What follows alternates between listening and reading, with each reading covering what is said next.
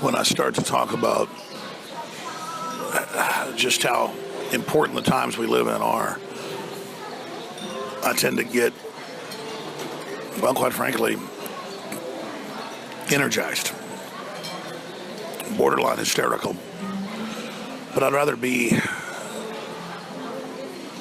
too excited than too little in times like this.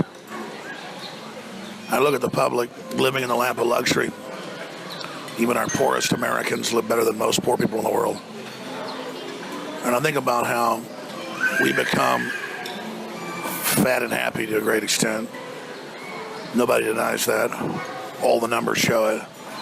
But more importantly, we become culturally lazy, where those of us that still at least appreciate things don't stand up enough. And that's what the whole globalist system is about, is bullying us into submission. And we have to become conscious of that and not let the gravity of their oppression drive us into acquiescence or submission, but let it drive us into political action. We shouldn't bully them back, but we should be very aggressive when they start it and put them back in their servile, backstabbing, weaselly place that they've chosen for themselves. Everything they do is about social engineering. You know, I liken it to this restaurant I'm sitting in. I've never seen this before. It has little lasers to keep the birds that are outside when you're eating outside from flying and landing on your table. And every 10 seconds or so, the lasers fire down on your table. They actually hit you in the face. They're low powered. And then the birds are afraid to land. The sparrows. Now think about that.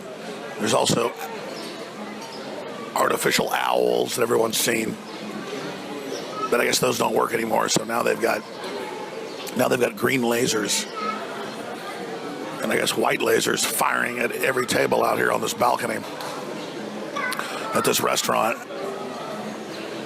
And it made me think of the social conditioning.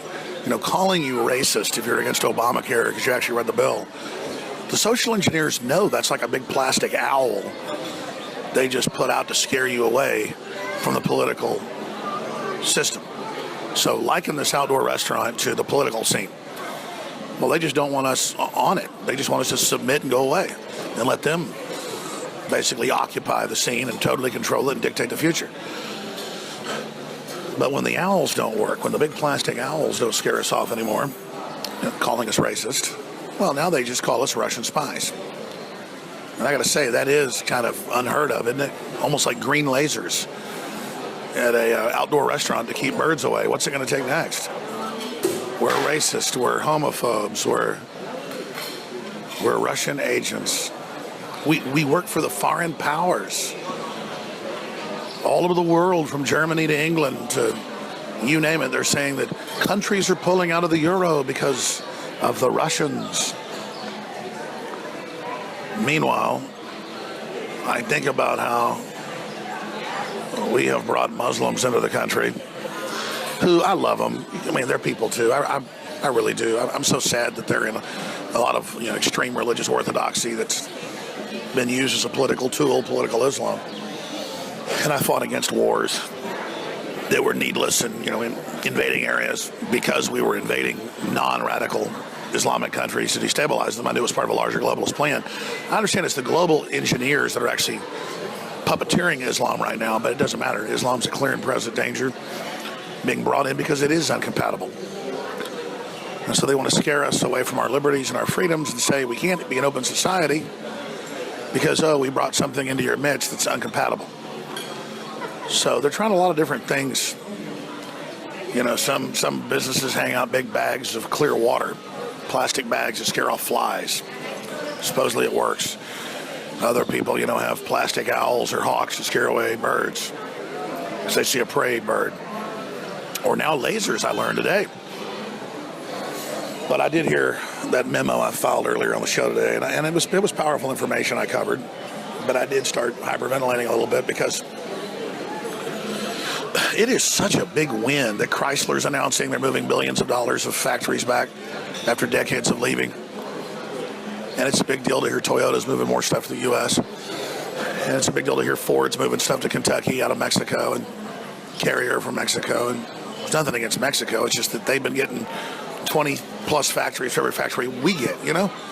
We're gonna start having some fair tariffs so that if countries have artificial economic systems that are artificial tariffs, we're going to add something in. You know, so maybe every 10 factories you get, we get one. How about that? Just the idea that we're not going to listen to the lies of free trade anymore. It's not free trade. It's not fair trade. It's one-sided crony systems, and Hollywood's collapsing. Old Hollywood's falling apart. Sure, the communist Chinese are coming in and buying it up because it's cheap. It's worthless. It's more of a production house for their own domestic audience, and they admit that. And then there'll be new Hollywoods that are already being set up in Canada and places like Texas and New Zealand that will fill the void of there not being produced any original independent content. It's already happened. And, of course, will fill the void. The American people and others. Folks that aren't run by centralized combines. The enemy can never compete with that. And there is such positive news right now. I mean, I just keep going back to the fact that it's the best of times, worst of times. They're coming after Trump. They're trying to block him, but it's a losing battle because Trump is only surfing the wave of nationalism and global awakening to tyranny. But I did want to just add the issues about Islam. Another truck attack in Israel, a truck attack last week, a few weeks ago in Europe, in Germany. More mass shootings, more stabbings. I mean, it's happening all the time. We saw the mass shooting with the Islamicist in Florida, and then we saw it again in Israel. It just goes on and on. What are you going to do? Ban trucks now, just like you want to ban guns if somebody uses them? Well, actually, Germany's saying they're looking at putting in all trucks now remote control computer systems. Oh, magically, see. So everybody has their rights taken away. And so they're one step closer to driverless cars being law. Because, again, they brought in an incompatible group that culturally are so elitist in their minds that they feel like everybody else should submit to them. The opposite of tolerance. And then we're so tolerant and have such a self-loathing and such a self-hate for ourselves, really a cowardice almost, that we roll over to it. Well, not anymore. The West is open to innovation and to free ideas and people to treat us with respect, but not to people that are having to leave their own countries in droves from Africa to Asia to the Middle East because they can't get along with each other and can't build a civilization. And so I'm very proud to stand up against the authoritarianism of Islam. I'm very proud to stand up against the authoritarianism of the globalists who are above it all. And until America and the West grows up and stands up against tyrants and stops capitulating to corporatists and the Islamicists that they use as a sword of control and the left they use as their brainwashing system at the colleges and schools, until we say no to this and pull out of this fraud, and until we turn the tide, things are only going to get worse. But everywhere, people are waking up and sick of political correctness. And as I've said 1,000 times, humanity is coming back up for air. I want to thank you all of every race, color, and creed for your support. I don't care if you're a Muslim and you love freedom and you realize that your religion needs a referendum, needs a reformation, needs a serious reform. I know there's been some golden times in Islam, and I understand the people in the Middle East, where it came from, invented a lot of the technologies we have. They're actually really smart people. But you're under a cult's control.